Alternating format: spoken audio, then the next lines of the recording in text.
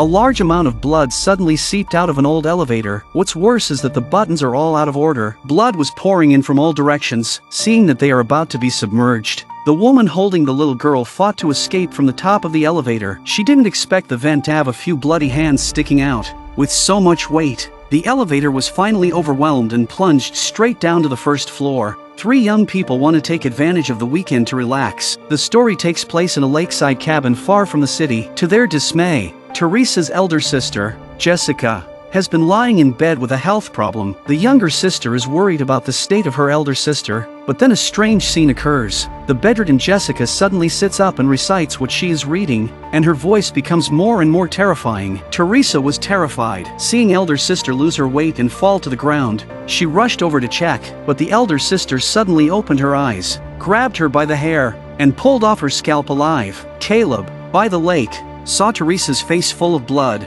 scared and at a loss for words. But what was even more incredible was yet to come. The pale Jessica grabbed the drone and smiled wickedly. Caleb, who did not know the truth, instinctively jumped into the water to rescue her, and in an instant, the lake was red with blood. Caleb's head was cut off with it. Jessica was possessed by something terrible. She slowly emerged from the water with a fierce look on her face. Back a day ago, in a dilapidated apartment that's about to be demolished, a single-parent family is living there. Ellie, a tattoo artist, is raising 3 children on her own. Bridget, who the boys are pursuing, Danny, who loves music, and Cassie, a little mischief maker obsessed with horror stories. One night, Ellie's sister Beth makes a surprise visit. Since the death of their mother, the sisters have grown apart from each other. Usually, she never contacts her sister but only remembers her when she gets into trouble.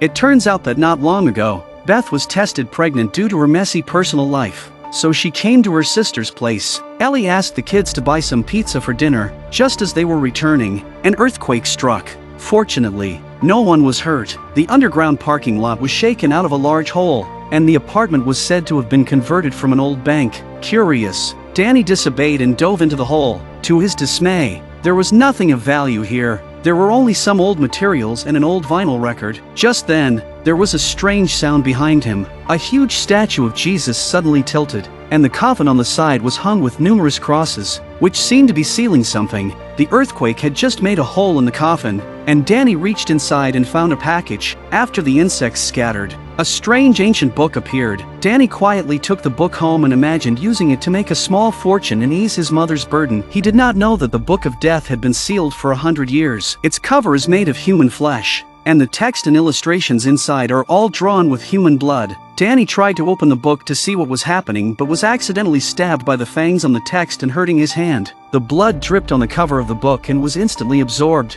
With the blood, the Book of Death automatically opened. The gory pictures in the book make people extremely uncomfortable. Bridget had an ominous feeling and quickly closed the book, asking Danny to send it back immediately. Danny didn't do as he was told but tried frantically at the edge of death. He took out the vinyl record, and the voice from 100 years ago was played again. Despite the crowd's opposition, a priest recited the ancient and evil incantation recorded in the book. The Book of Death on the side seemed to sense it and kept turning itself over and over. Only then did Danny realize that something was wrong, but it was too late. The record player wouldn't stop. An invisible demon is coming to the apartment. Ellie, who had just exited the elevator, was knocked off her feet by an invisible force. The elevator soars upward and finally stops at the top floor. When Ellie woke up, she found that all the elevator buttons were out of order. The demon pulled off her earrings and then wrapped a cable around her neck. In a panic, Ellie scrambled to find support with her feet. Little did she know that the demon was manipulating more cables to bind her hands and feet in unimaginable shapes. The entire apartment was plunged into darkness as the power went out. Ellie came home and started throwing eggs into the frying pan and talking incomprehensible nonsense. The crowd is shocked and speechless at her unusual behavior. Then Ellie's body convulsed and twisted, and a large amount of white liquid came out of her mouth. The symptoms are exactly the same as Jessica's in the small wooden house. A demon possessed her. Beth and Danny want to drag her to the hospital, but because of the earthquake, the elevator lost power. The stairs collapsed, and even the cell phone signal was gone. It seemed that no one could escape from there tonight. Beth had to call on her neighbors, Bruce and Mr. Fonda, to help. At this point, Ellie was already lifeless in her bed. When the two of them were trying to open the fire escape with tools, Beth's cell phone suddenly played a message from Ellie before she died. To add to the horror, Ellie, who had just died, returned to life. Beth and the children had mixed feelings, not knowing whether to be scared or happy. At this point, Ellie's body was hot, and several people worked together to put her into the bathtub filled with cold water. Ellie in the water kept twitching, suddenly jumped up, in an extremely bizarre position and sorbed on the wall, emitting a creepy ghostly scream. In an instant, the water in the bathtub boiled, and the glass broke. Everyone was dizzy. When she climbed out of the bathtub again, she had completely transformed into a terrible demon. Ellie stepped on the glass shards, holding a sharp lens like a knife in her hand, and mercilessly pierced Beth's palm. Then she turned and lunged at Bridget, picked up the tattoo tool and slashed her face. Seeing Bridget's life in danger, Danny grabbed a chair and slammed it. Just as Ellie is looking for her next target, Bruce returns. He was surprised to find Ellie still alive. Before he knew it, he was bitten out of the eye by the demon-possessed Ellie and given to the stunned boy on the side. Taking advantage of this opportunity, Beth hurriedly closed the room door. It does not matter if the door is closed. The neighbors outside will be unlucky. Looking through the cat's eye, Beth saw what was happening outside. All the neighbors had been killed, and even Mr. Fonda, with a modern gun, was not spared. Desperate, Beth opened the window and called out to the passers-by, but it was raining heavily outside, so the pedestrians downstairs couldn't hear her. Danny now has to show Aunt Beth the Book of Death and the vinyl record and tell her the whole story. On the other hand, the wound on Bridget's face has mutated. The Book of the Dead turns the pages again and rests on a horrible picture. The devil also targeted Bridget. Her nostrils and eyes were bleeding black.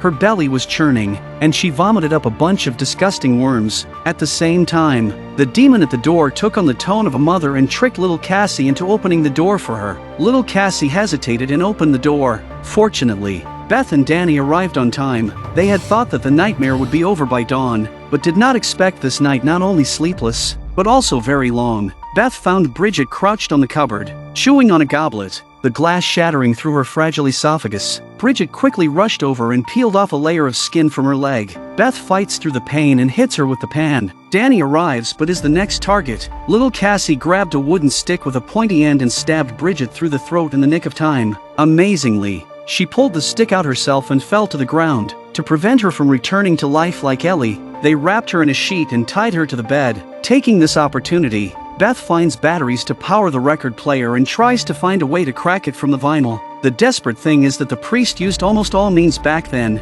Even if the demon-possessed person is divided into 8 pieces, the limbs will not stop attacking. Ellie, outside the door, found the sound of cats purring from the ventilation ducts. With an evil smile on his face, Danny and little Cassie inside the room heard a strange sound coming from the ceiling. Danny knew very well that the sound was not a cat. Just then, Bridget, clad in a bed sheet, came back to life. Danny pushed Cassie away and stabbed her in the body. However, as the priest said, it did not kill the demon. She stabbed Danny right through his arm. A large amount of blood gushed out of her mouth. In a panic, Danny set it on fire with gas. The demon that came down the ventilation duct suddenly appeared. Beth stabs her in the neck with a screwdriver, which doesn't help. She is pushed through the door by a powerful force and sees a badly wounded Danny closing his eyes. The demon's attack doesn't stop there. Everyone must die tonight. When she realizes Beth has a baby in her belly, she becomes extremely excited and is about to perform a C-section on Beth. At the critical moment,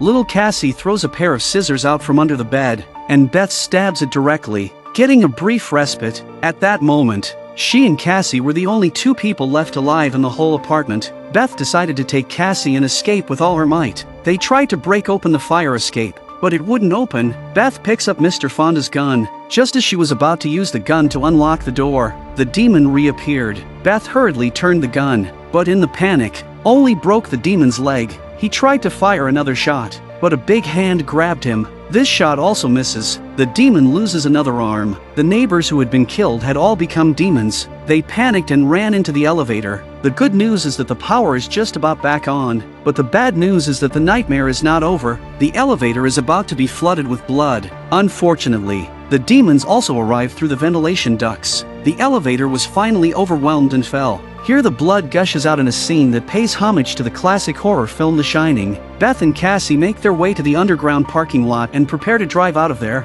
Unfortunately, the car plunged into a large hole. A humanoid spider with 3 heads rushed out. It turns out that just now, the demon-possessed people evolved into their ultimate form. In the face of the horrible monster, they had to surround the car began to hide. Seeing the underground parking lot door was about to close, they rushed through as fast as possible, but Cassie was still dragged away by the monster. At this point, Beth could not care less about fear and kicked open the side of the wire mesh. The demon picked up the chainsaw from the car and approached Cassie, inviting her to join in the glorious evolution, but she was shot in the ass by Beth. The demon turned and threw a chainsaw, knocking the gun out of her hand. Then the demon started the crusher to drag Beth in, but Cassie, who was hiding, turned off the power. Beth sees the opportunity, picks up the chainsaw, and rushes at the demon while asking Cassie to turn on the machine. The indestructible crusher slowly churned the demon into mush, and blood rained down everywhere in the parking lot in a matter of seconds. Beth raises the chainsaw and slashes down,